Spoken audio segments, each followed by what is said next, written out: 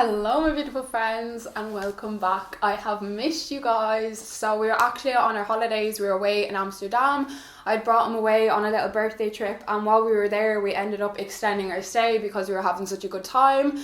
Then we got home, I had to go straight to the doctors, and I have been on a 10-day course of antibiotics ever since, 4 antibiotics a day. I've never been on such a high dose of antibiotics, and I've never been so ill on antibiotics. I have been a very sick girl, so I'm not feeling my best whatsoever, but I thought, what better way to cheer me up than to sit down and have a cozy little girl talk on the couch. I think it's just what we all need. Before we dive into the questions, I would just like to thank today's sponsor, which is Beducated. As I'm sure you guys are all aware by now, Beducated is my all-time favourite online course platform for sexual wellness. I've taken so many courses over on Beducated, the most recent one being the sexual healing one, and the information I found over there is information that I've never found elsewhere online. It is absolutely incredible. You can currently get a whole day free with Beducated through my link below, so you can go over, try a bunch of courses, see if it's a bit of you, and then if you'd like to get the yearly pass, you can get 40% off with my code Jessie. With the subscription, you will get unlimited access to all the online courses. You'll get over 100 hours of video and audio content. There's new content every single week, and then tips from world-renowned educators. So I mean, what are you waiting for? Don't ever do that again, Jessica. So as I mentioned, I recently took the sexual healing course. Just want to put a little trigger warning here, as I know this topic might be sensitive for some people, so just skip on if that is the case. So in the sexual healing course, the modules that they cover in the course is validating your story, the second one is finding your no, the third one is energy healing, and under that falls womb healing and using orgasmic energy. Obviously when we engage with someone sexually, we hold them experiences in our body. When we're engaging with someone sexually, it's an energy exchange.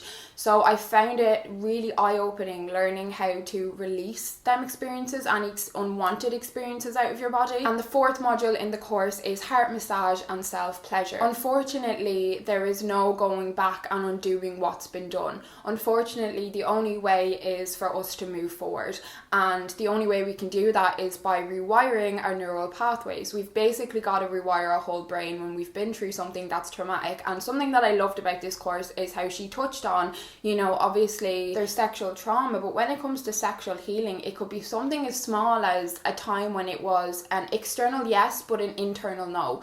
All of these experiences we carry with us, and they can affect us in our present moment, in our day-to-day, because traumatic experiences look and feel different to everybody. And I personally have had some very bad sexual trauma in my life, but watching this course made me realize a bunch of other times where, you know, it was an external yes but an internal no, and how them experiences ultimately have affected me and still do affect me in certain ways. And I found this course really helpful. I don't want to dive into it too much because it is such a sensitive topic, and I got quite emotional a couple times doing this course because it brought out a lot of emotions. But you know, you've got to bring up them emotions to be able to process them and work through them and then come out the other end of them. But honestly, even if you don't think you have any sexual healing to do, I feel like once you watch this course you'll realize there is something within you that needs to be healed. I found it so empowering, and yeah, you can get 1 day free on Beducated below, so you can go over and do the sexual healing course if you want, and then get 40% off the yearly pass. But yeah, thank you so much Beducated for sponsoring today's video. We seem to all be going through it at the minute though, so let's chat through it and try and help each other through some of it.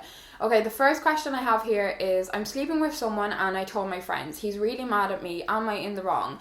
Absolutely not. I understand this whole new concept of a sneaky link, and a lot of people have a sneaky link where they're sneaking around with, and the basis of it is that they kind of don't tell anyone and it's on the down low, and you know, it's kind of like a friends with benefits. It's just sex and that's all it is. And I'd kind of pick up from this, maybe that's what he was wanting it to be or interpreting as. I feel like that gives you all the information that you kind of need to know. Like, he sees this as it being very casual. That's what I would personally pick up from it. I don't really get the whole being mad at you for telling your friends, because even if you have a sneaky link, I feel like you're going to confide in your close friends about that. Like, it's going to be something that you want to share, that you want to talk about. Like most things in life, you know, it's good to be able to get things off your chest, or, you know, if something happened, you want a second opinion, whatever it may be. So I don't like the way that he's mad at you, because that kind of gives me a controlling vibe of him, especially if you guys are only sleeping together. Like, he doesn't have the right to tell you who you can and can't tell, or what what you can and can't do, which is basically what he's doing here. I also don't like the way that it kind of gives off the impression that he wants to keep it a secret, like a full-on secret. That would give me the impression that maybe he has ill intentions. Could he possibly have a girlfriend? Could he possibly, you know, could there be something going on in the background? I obviously don't know how much you know this boy, but I would just look at the situation and ask yourself, like, are you happy for this to be casual? And if you are happy for it to be casual, then I would personally ask him, what about me telling someone made you so angry?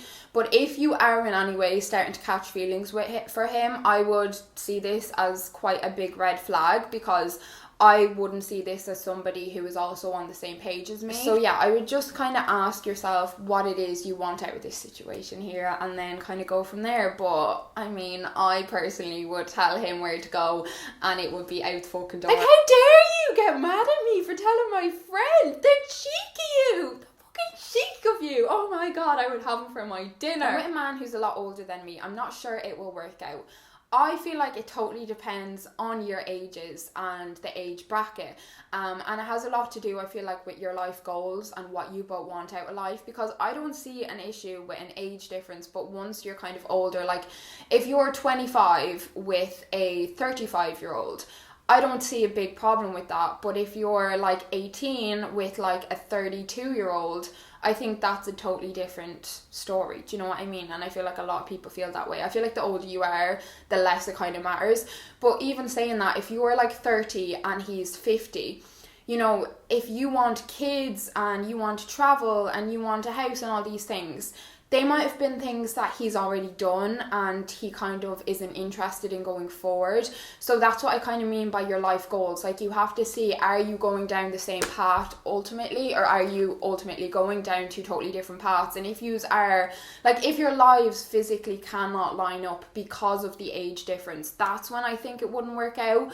But then at the same time, where there's a will, there's a way. And if you guys are both very serious about each other, you know, there is the whole thing about compromise and kind of working together and whatnot. But when it comes down to it, I think the main thing to look at is what you both want out of life with the point that you are at now. The next one is, I sometimes feel bored with my partner, or like we aren't on the same page life-wise. I want to give you a little bit of therapy talk for a minute. So we obviously all have our emotional mind and our rational mind. And, you know, a lot of the time we can be kind of working from emotional mind or rational mind, depending on what we're going through. And then there's also wise mind. So that's when you bring a bit of emotional mind and a bit of rational mind. So basically 50-50 and kind of meet in the middle. So you're working from both. You're not just solely working from one. Most of us have a tendency to work more from emotional or more from rational. I'm a lot more emotional. I work a lot more from my emotional mind. In this situation, I feel like you need to be quite rational. So what I would do is do a pros and cons list and do it rationally. So factually, look at the facts of what you both want from life. So he said he didn't want kids. So you can only kind of write down things you know for certain, not things you're assuming. No assumptions.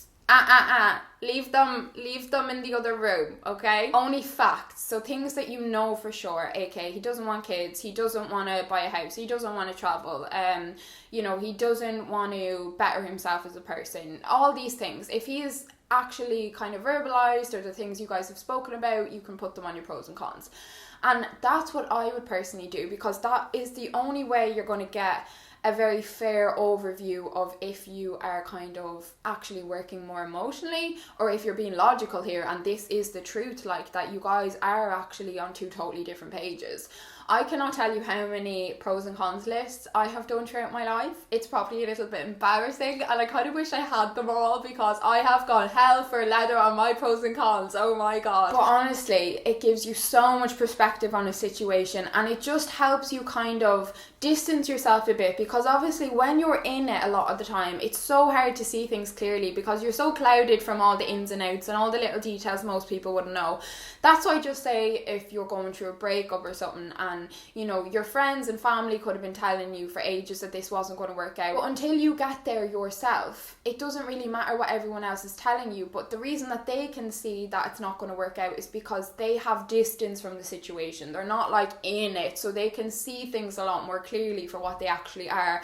And I feel like that's what a pros and cons list does. It kind of gives you that distance to nearly look in at the situation as if you were a third party. That's why I'm saying you need to be more rational about this and only go off factual things, because it's the only way you're going to get, you know, a fair actual perspective of the whole situation. So yeah, do that and let me know how it goes. We have a girly we need to rein in here. Guy I'm talking to responds only when he wants nudes. Daft question, but should I bin him off? The fact that she is so self-aware that she even put in daft question. Like, why are we like this? Like, we know what's good for us. We know what we need to do for ourselves, for our future selves, for our well-being, yet we still refuse to do it. And it's like we're just putting our hand up going, la, la, la, la, la, la, la. As you already know, yes, you should bin him off. You should have already binned him off. You should have binned him off the first time that fucking happened. Like, oh my goodness, like, oh. As you know yourself, you don't even need me to tell you, but yes, you should bin him off. You should have binned him off. He should have been with the bin men the first time that he did this to you. He is fully using you. Fully using you. He could as well be screaming from the top of the rooftops, I'm using you. I am using you. Like, he clearly has no respect for you. If the only time he's responding is when he wants nudes, like, what day and age are we living in? Like, nudes. Please don't make me ask you twice. Please put them in the bin. And if you don't, I will personally come over there and do it myself. I will have no other choice. Because you deserve so much better than that. You will not let yourself be treated like that. Do not disrespect yourself like that. You're letting him disrespect you, but you're also disrespecting yourself every time you give in to it and give him what he wants. What do you owe him? You owe him nothing, and you most definitely do not owe him your precious fucking body, because it is. It's precious, and you better start treating it like it is. Okay. Having a hard time with my body after 2 kids. My husband loves it, but I don't feel as sexy anymore. So first of all, I totally understand where you're coming from. I know I've not had kids, but my sister has. You know, I've spoken to a lot of women in my life who have had babies, and I totally understand the effects that has on you. I just want to say that I'm so sorry you're going through this, because I know all of us women could probably relate. Like, that's what I was going to say. Like, you need to understand and give yourself a bit of breathing room and realize that my body has totally changed. Like, we all struggle with our bodies at some point of our lives or another, and a lot of that now comes from societal pressures, and it has for a long time, back to the days when magazines were out and all the celebrities with their perfect beach bodies edited and airbrushed. Think of your body before you had babies, and think how long it took you to get to a place of acceptance and love, or if you ever did you ever get to that place? And just say like it was 30 years, okay? And now you've had 2 kids and you essentially have a new body, because your body's changed in a lot of ways. But you also need to realize that your body, the reason your body has changed is because you're after bringing 2 beautiful human beings into this world. And there is nothing more precious than that. There is nothing more beautiful than that. What your body has done, what your body has grown, what your body has gone through, what your body has gotten you through, has held you through, you know, each and every step of that way. And now you have these 2 beautiful babies that are your own. And you can look at them and be like, you know, my body carried them and they brought you into this world.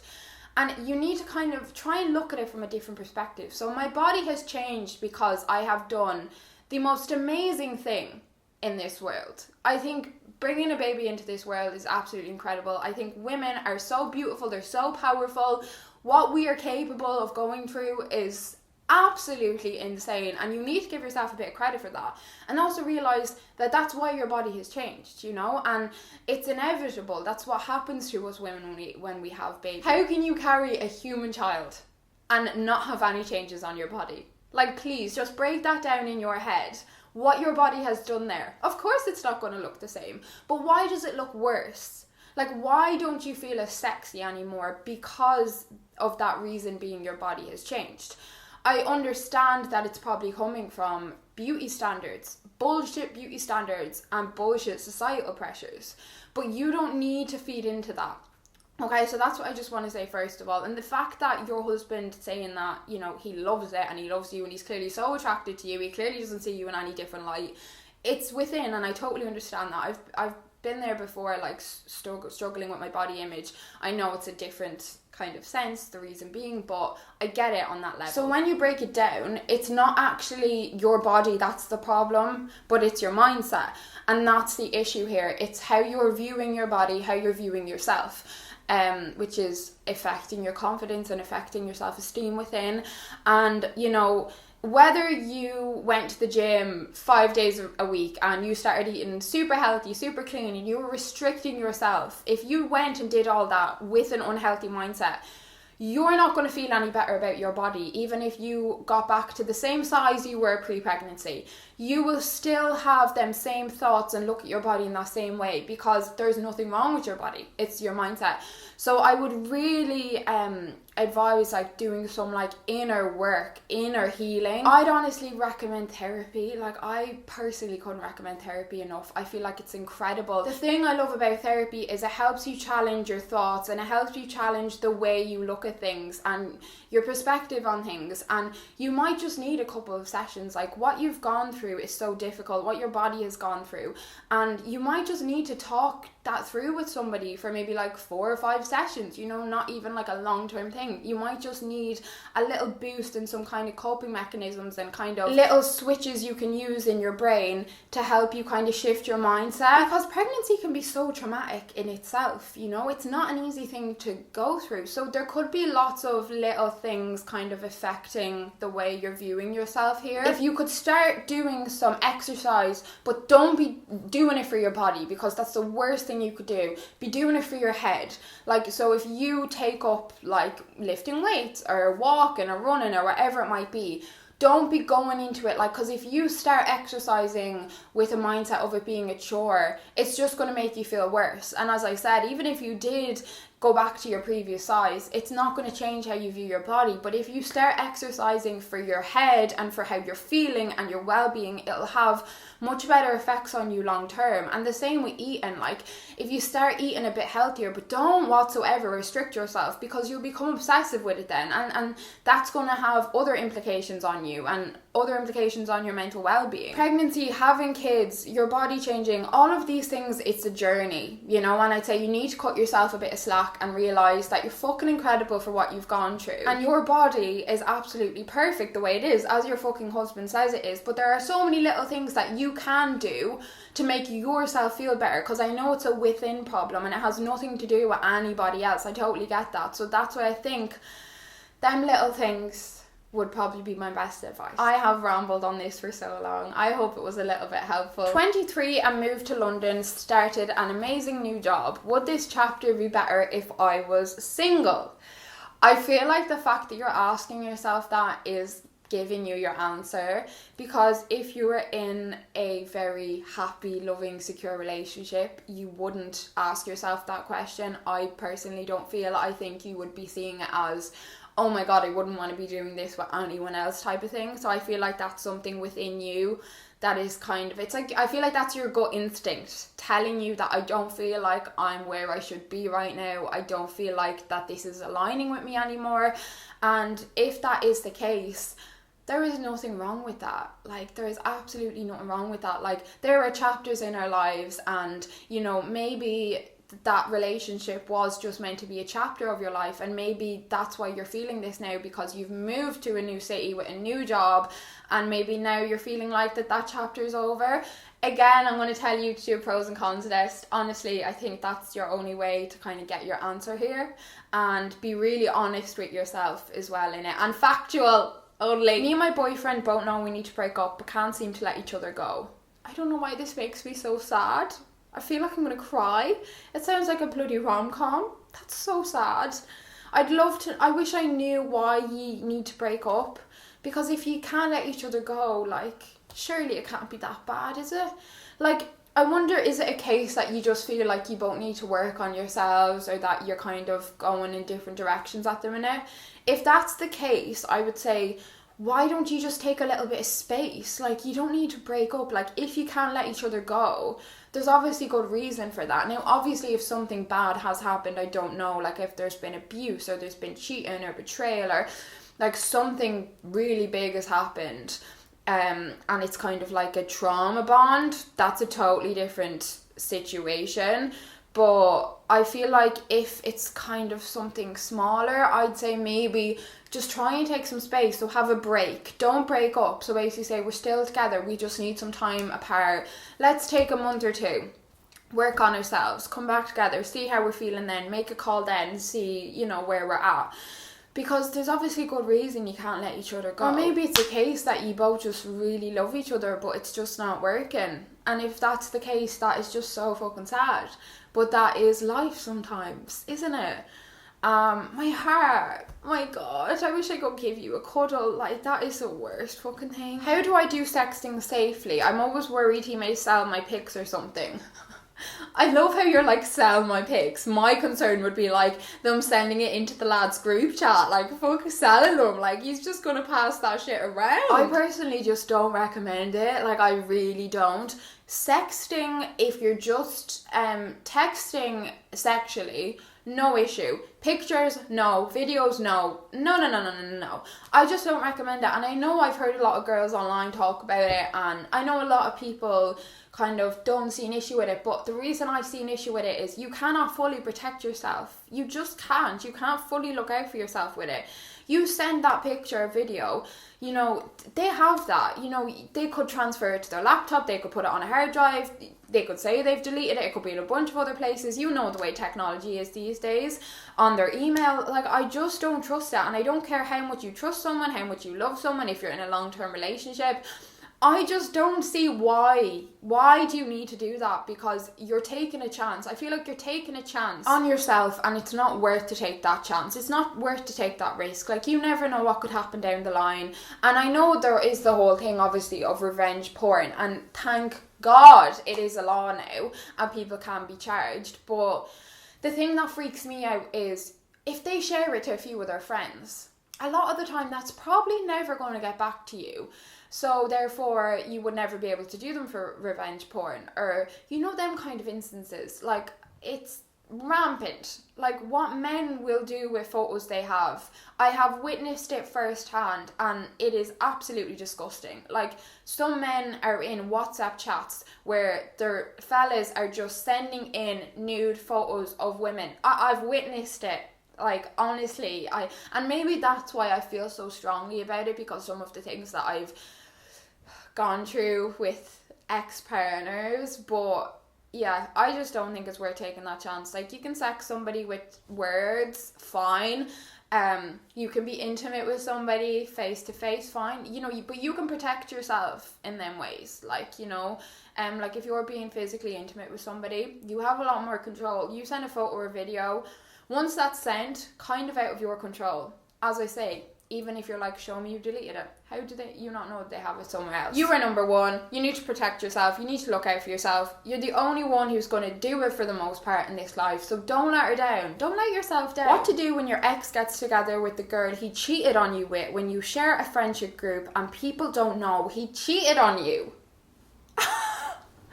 Are you serious? Oh my God, I would love to know how you have kept your mouth shut. How you have bit your tongue. Like, the first thing I'd say there is, tell them.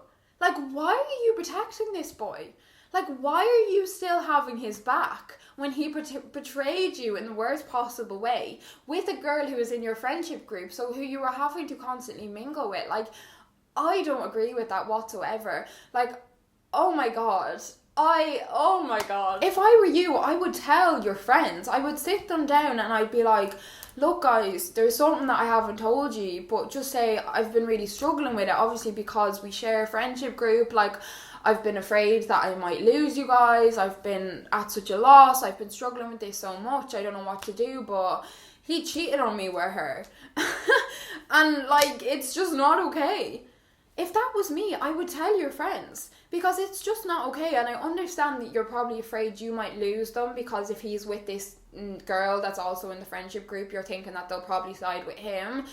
But I think you'd be very surprised, because like, a lot of people's morals, do you know what I mean? Like, that just doesn't sit right with most people. But if you would lose people over something like that, Surely there are people that you don't want in your life anyway. I would see this nearly as a test, if anything. See if these are really your friends. Are these your true friends? Are they going to have your back? Are they going to support you? Are they going to stand up for you? Because that's bang out of order. And you should not be letting him get away with that, sitting pretty, thinking this is fucking great. I got my cake and eat it. You know, cheated on her, had her, with her now, have all the friends, no one knows, on the down low. It's literally his ideal situation. I would not let him get away with that. Absolutely fucking not. Do not put yourself through this for his own benefit. You need to look out for yourself here. You need to stand up for yourself. That's what you need to do, because you're not standing up for yourself. Wanting to buy a house and move out of home, but inflation going up, cost of living going up in Australia. I totally relate to you, because it's the exact same situation in Ireland. It's absolutely insane what's going on in the housing market. The housing crisis has never been this bad. It is so bad. But what I would say to you is, why don't you rent? Because I know so many people look at renting as dead money. It's just, you know, you might as well be flushing your money down the toilet. But I just don't agree with that. And I feel like a lot of us are stuck living in the mindset of our parents' generation, where our parents were able to buy a house in their early 20s and kind of be mortgage free within the next 10 years a lot of the time, because the houses were maybe like 30-40k, which meant the deposit was a lot less. You obviously had a lot less to repay back, and you didn't have to do it over such a long period like the way it is now. Like, a lot of people are going to die with the fucking mortgage with the way it is in the world at the minute with the housing market. I'm obviously renting again for the second time. When I was at home, I was having to pay rent. Like, I just don't see renting as a bad thing whatsoever. I personally think it's actually better to rent somewhere before jumping straight into buying somewhere from moving out of your parents' home, because you learn so much when you're renting. I have learned so much from renting in Dublin and being here in the short time I have. Even down to the little things of what you want in your home. Like, something so small, right? Let me give you an example. We have white tiles here in the hall and the kitchen and the downstairs bathroom. I have always thought I wanted white tiles in my house, because I just love the look of it. I love that clean kind of aesthetic vibe. I fucking hate the white tiles. They are literally impossible to keep clean. I am hoovering and I am mopping nearly every single day. They are driving me up the wall. I've realised I can never have white tiles. I don't ever want to see a white tile in my house when I own a house in the future. I would never have known that. Like, so many little things, not just things like that about how you want it to look, but learning about how maintaining a house, you know, when things go wrong, kind of figuring it out. All these things you learn when you're renting. And then it makes it easier then if you were buying a home, if you have rented, because you have all this knowledge that you wouldn't have had if you went straight into buying. Because if you go straight into buying, you've obviously never had your own house and, you know, have to kind of learn how to look after and maintain if things go wrong. So then you're trying to do everything at once. And the stress of that, like, that's so much stress. Also, when you're renting, you have your own space, you have your own independence. Like, that's why I just don't get when people say it's dead money. How is it dead? Like, you cannot put a price on your mental well-being. Your environment has such an effect on your mental well-being. Such an effect. So how can you put a price on that? How can you say it's dead money if it's actually gonna, you know, benefit you in a positive way, if it's gonna better your mental health, if it's gonna help you be more motivated, more productive? I just think there are so many benefits of renting. It way outweighs the negative. Like, yeah, I understand you're paying someone else's mortgage, and if you sit and think about that for too long, that can get really depressing, yeah. But, like, you didn't have to put a huge deposit down. Do you know what I mean? If that breaks, you don't have to pay to fix it. That's the landlord's job. Like, but at the same time, you can also learn a bunch of things in the process that, you know, will benefit you when you do go in and buy a house. So I would say maybe look at renting even for a year, and just see if the housing situation improves, because I could not imagine trying to buy in this environment. Like, it's absolute chaos. So buy yourself some time, and, you know, maybe give yourself the space that you are so desperately longing for. Like, I can imagine that's why you want to buy a house, because you're probably going mad living with your parents. Like, I feel like once you get to a certain age, it's just so hard to live with your parents still. It really is so difficult when you're an adult and they're adults and you are living different lives. It's so hard trying to, you know, mesh them all together and make it work in one environment. I'm absolutely ravenous. I'm so hungry, so I'm going to wrap it up here and I'm going to go and make myself some lunch. But thank you guys so much for watching, and if you ever have questions you want to send into these videos, make sure you're following me over on Instagram, because that's where I always ask for the questions. But don't forget that you can get 1 day free with Educated and 40% off the yearly pass down below. But yeah, thank you so much for watching. I love you all so very much, and I will see you guys super duper soon. Bye bye, friends.